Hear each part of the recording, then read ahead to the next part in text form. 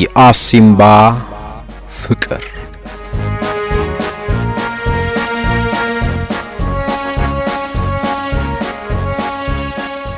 ጸሐፊ ካህሳይ አብርሃ ብስራት በኢትዮ ሜዳ የቀረበ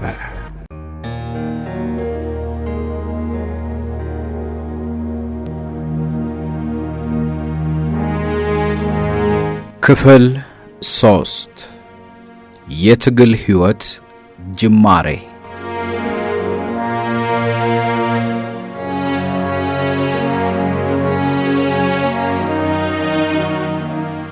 በ1967 ዓመተ ምህረት ጥር ወር ላይ አዲስ ታጣቂ ድርጅት የመፈጠሩ ወሬ መናፈስ ጀመረ። አባይ ኢትዮጵያ የሚባሉ ከውጭ ሀገር ተምረው ኢትዮጵያን ነፃ ለማውጣት የሚፈልጉ ሰዎች አዲ ኢሮብ መጥተው አሲምባ የሚባል ቦታ ላይ ሰፍረዋል እየተባለ በሰፊው ይወራ ጀመረ። እስከዚያን ጊዜ ድረስ የኤርትራ ድርጅት እንጂ የኢትዮጵያ የሚባል ሌላ ተቃዋሚ ድርጅት መኖሩን ሰምቼ አላውቅም። ኢትዮጵያን ነፃ ለማውጣት የተነሳ የመንግስት ተቃዋሚ ድርጅት መቋቋሙን የሰማሁት በ1967 ዓመተ ምህረት መጨረሻ ሲሆን እንቅስቃሴ ከጀመረ 6 ወራት አካባቢ እንደሆነ አወቅኩኝ።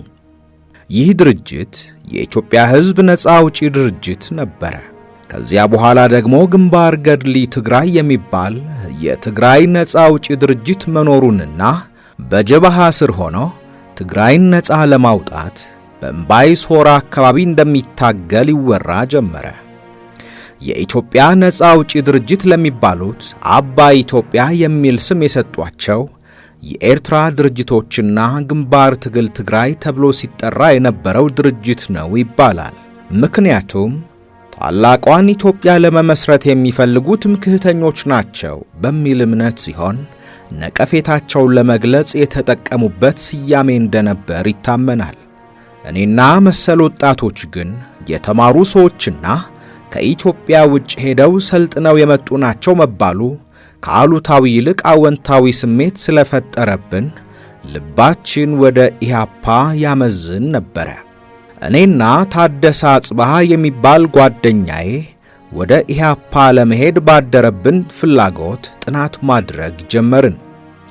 የሚገኙበትን ትክክለኛ ቦታ፣ እዚያ ለመድረስ ሊወስድ የሚችለውን ጊዜ፣ ብናገኛቸው ሊቀበሉን መቻላቸውንና አለመቻላቸውን የመሳሰሉ አንዳንድ መረጃዎችን ካገኘን በኋላ ወዳሉበት ቦታ ለመሄድ ተስማማን።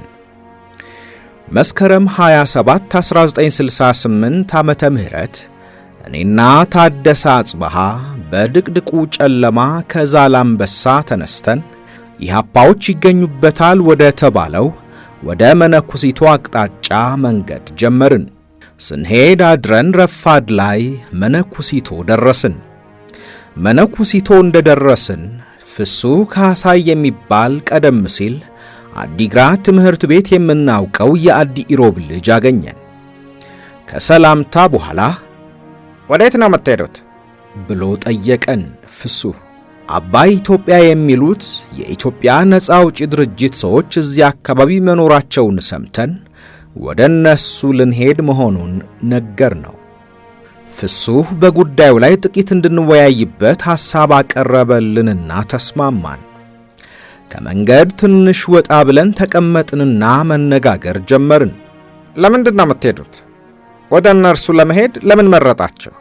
አለን ፍሱህ ጥቂት እንደማሰብ ብሎ።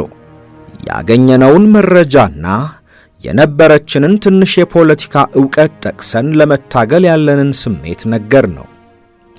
ምክንያቶቻችንን ካዳመጠን በኋላ በሐሳባችን ላይ መስማማቱን ገልጾልን የሚረዳን መሆኑን ነገረን። እምነታችሁንና ሐሳባችሁን የማትቀይሩ ከሆነ እኔ ያደርሳችኋለሁ አለን ፍሱህ በእርግጠኝነት። ባንነጋገርም ሁለታችንም ልናምነው አልቻልንም። ገጽታችን ጥርጣሬያችንን ይገልጽ ነበርና ሊያሳምነን ሞከረ። በጽሞናም ተነጋገርን። በመጨረሻም አይዟቸው ያሉበትን ቦታ አውቀዋለሁ፣ እኔም የነርሱ አባል ነኝ ሲለን በደስታ ተቀበልነው።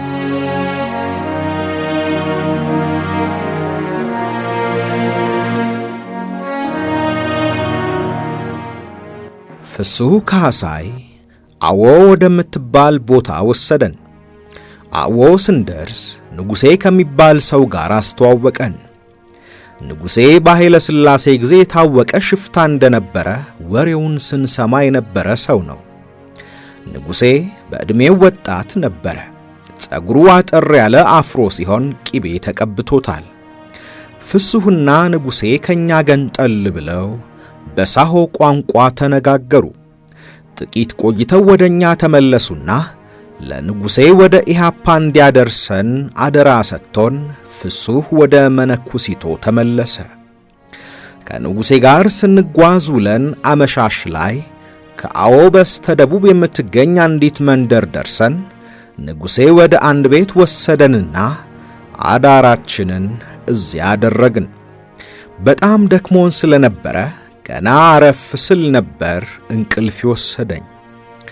የተኛነው መሬት ላይ ቢሆንም ቁርቋሬው አልተሰማኝም። ከጎን ጎኔ መገላበጤን እንኳን ሳላውቀው ነበረ ሌሊቱ አልፎ ንጋት የሆነው። ከእንቅልፌ ስነቃ ከሴትየዋ በስተቀር ሌላ ሰው በቤቱ ውስጥ አልነበረም። ከመኝታዬ ተነስቼ ወደ ደጅ ስወጣ ታደሰና ንጉሴ ቀድመውኝ ተነስተው እውጭ ነበሩ። አካባቢውን ቃኘሁት። በቁጥቋጦ የተሸፈነ ተራራ ከፊት ለፊቴ ተመለከትኩኝ። የአሲምባ ተራራ ነበረ። የአሲምባን ተራራ ለመጀመሪያ ጊዜ አየሁት። ያደርንበትን ቤትና የአሲምባን ተራራ የሚለያቸው ትልቅ ሸለቆ ከፊታችን ይገኛል። ሴትየዋ በጠዋት ተነስተው ገንፎ ሰርተው ኖሮ ቤት ገብተን ቁርስ እንድንበላ ነገሩን። ከሴትየዋ ገጽታ ላይና ከድምፃቸውም ውስጥ ሐዘኔታ ጎልቶ ይሰማል። በቃላት የገለጹት ነገር ባይኖርም ወዴት እንደምንሄድ የተረዱና የዕድሜያችንን ለጋነት ያባባቸው መሆኑን ያስታውቃል። ገንፎውን ጥርግ አድርገን በላ ነው። እጅግ በጣም ጣፋጭ ገንፎ ነበረ። ሴትየዋን አመስግነን ተሰናበትናቸውና እንደገና መንገድ ጀመርን። መሪያችን ንጉሴ በመንገድ የሚያገኛቸውን የአገሩን ሰዎች እያጠያየቀ ኢያፓዎች ማዕቢኖን የሚባል አካባቢ መኖራቸውን በመስማቱ ወደዚያው አቀናን። ማዕቢኖን ስንደርስ ደግሞ ጋራ ቢኖ የሚባል ቦታ እንዳሉ ስለተነገረን ወደዚያው ይዞን ሄደ። ከዛላምበሳ ከተነሳን ከ2 ቀናት በኋላ ጋራ ቢኖ ስንደርስ ጊዜው ከእኩለ ቀን አልፎ ነበረ። ጋራ ቢኖ ከአሲምባ በስተ ምዕራብ ወደ አዲግራት በሚወስደው መንገድ ላይ የምትገኝ መንደር ነች። ንጉሴ እንድንጠብቀው ነገረንና ብቻውን ሄዶ ጥቂት ቆይቶ ተመለሰ። ሲመለስ አንድ ሰው አብሮት ነበረ። ንጉሴ አብሮት ከመጣው ከግደይ ጋር አስተዋወቀን። የግደይ ትክክለኛ ስም ተፈሪ ብርሃኔ ነው። እንኳን ደህና መጣችሁ አለን። ግደይ አነጋገሩ ለዛና ጣዕም ያለው የተረጋጋና በሳል እንዲሁም የማስረዳት ችሎታ ያለው ሰው ነበረ። ያነጋገረን በትግርኛ ቋንቋ ሲሆን ስለ ኢሃፓና ስለ ሰራዊቱ እንዲሁም ስለ ትግሉ በዝርዝር አስረዳን። ከግደይ ጋር ያደረግነው ውይይት አስደስቶኛል። ፍላጎቴን ለመግለጽም ቸኩያለሁ። የመጣነው ድርጅቱን ለመቀላቀል መሆኑን ነገርኩት። ግደይ ጥቂት አሰብ አደረገና ጥሩ አስባችኋል። ጥሩ ሐሳባችሁ ይሄ ከሆነ እንቀበላችኋለን። ውሳኔያችሁ ግን የመጨረሻ መሆን ይኖርበታል አለን። አይን አይናችንን እየተመለከተንና መልሳችንን እየጠበቀ ለጥቂት ጊዜ በዝምታ ተውጠን ቆየን። ዝምታችንን ሲመለከት እያልወሰናችሁ ከሆነ ደግሞ በእርግጠኝነት ስትወስኑ በሌላ ጊዜ መምጣት ትችላላችሁ አለን። እኔ በበኩሌ ከእናንተ ጋር ለመሆን ወስኛለሁና ወደ ኋላ አልመለስም አልኩኝ። የታደሰ ሁኔታ አጠራጥሮኝ። ታደሰ አጽበሃ ልቡ ያመነታበት ይመስላል። አይ እኔ ትንሽ ልቆይ፣ ጊዜ ስጡኝና ተመልሼ ብመጣ ይሻለኛል አለ። የታደሰ መልስ በግደይ ስሜት ላይ ሊፈጥር የሚችለውን ለውጥ አሳስቦኝ ነበረ። በግደይ ገጽታ ላይ ግን ምንም የቅሬታ መንፈስ አልነበረም። ገረመኝ። ይልቁንም በማበረታታት አይነት ጥሩ፣ አንተ ካልወሰንክ ምንም ችግር የለውም። ያመጣህ ሰው መልሶ ይወስድሃል። በአደራ ይዞ እንደመጣ ሁሉ በአደራ ወደ ነበርክበት ቦታ እንዲመልስህ ስለምነግረው ያለ ችግር በሰላም ትገባለህ አለው። ከጓደኛዬ ከታደሰ ጋር በመተቃቀፍ ተሰነባበትን። እርሱ ከንጉሴ ጋር ሲመለስ፣ እኔ ደግሞ ከኢህአፓ ጋር ልቀላቀል ጉዞዬን ከግደይ ጋር ቀጠልኩኝ።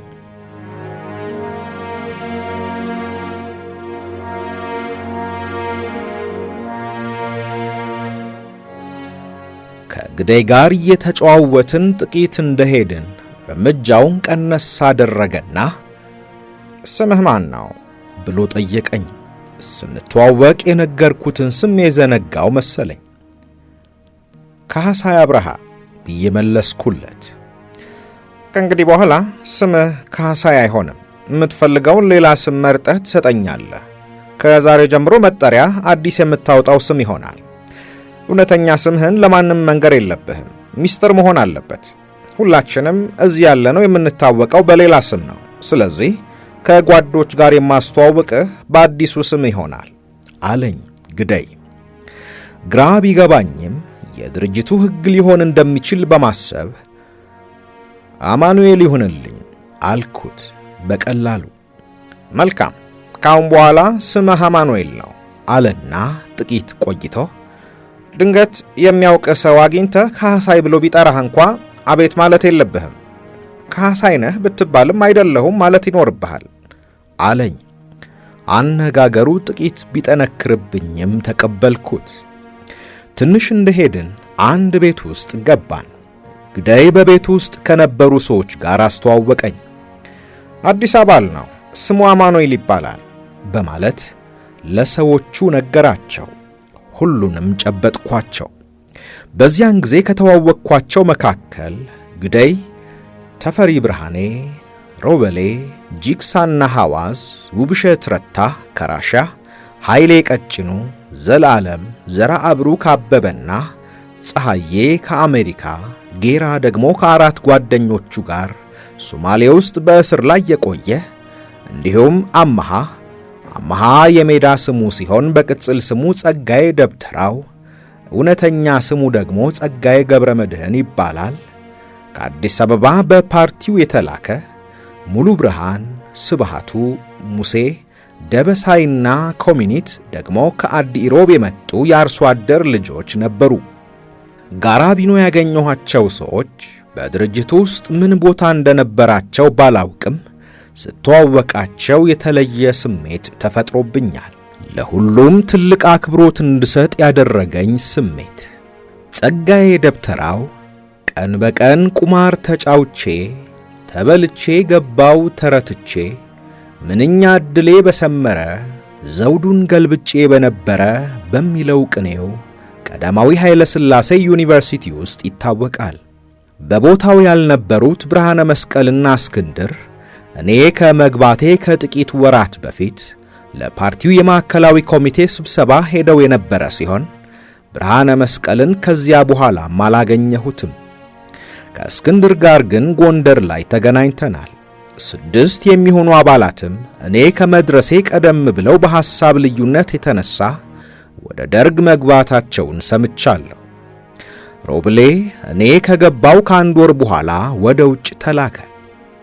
ኮመኒት ከወራት በኋላ ከሰራዊቱ ለቆ ወደ ቤተሰቦቹ የተቀላቀለ ሲሆን ደበሳይ እስከ መጨረሻው ከኛ ጋር ዘልቋል። ከትውውቁ በኋላ ምግብ ቀረበልኝ። የገበሬ ልጅ በመሆኔ የምግቡ አይነትም ሆነ አቀራረቡ የፈጠረብኝ ስሜት አልነበረም። ለኔ ያንን ቡድን መቀላቀል የፈጠረብኝ ስሜት ከምንም በላይ ነበር። ኢትዮጵያን ለመታደግ ከቆመ ድርጅት ጋር መሰለፍ የፈጠረብኝ መንፈሳዊ ኩራት አጥለቅልቆኛል። ከማላውቃቸው ሰዎች ጋር መሆኔን ለአፍታ እንኳን አላሰብኩትም። ለደስታዬም ወሰን አልነበረውም። ያን ዕለት ከኔ በኋላ 2 ቡድኖች ወደ ስፍራው መጡ። የመጀመሪያው ቡድን ሐረጎት የአዲግራት ዘመቻ ጣቢያ አዝማች የነበረ መምህር ነበረ። አረጋይና ሐርነት የነበሩበት ነው። ቀጥሎም ደግሞ ሌሎች ከወሎ የመጡ ሰዎች የነ ሽፈራው ቡድን ደረሱና ቁጥራችንን ከፍ አደረጉት። እነርሱም ሽፈራው፣ ግርማይ፣ ወርቁ፣ ዓለሙና አሊጋዝ ነበሩ። ማታውኑ ወደ አዎ ለመሄድ ተነሳን። ምናልባትም እዚያ ቦታ የመጡት እነዚያን ቡድኖች ለመቀበል ይሆናል ብያሰብኩኝና በዚህ አጋጣሚ እኔም እዚህ በመድረሴ ዕድለኝነት ተሰማኝ። ከነ ሽፈራው ቡድን ጋር የመጣ አበጋዝ የሚባል አንድ ሰው የነበረ ቢሆንም በጤና መታወክ ምክንያት ተመልሶ ሄደ።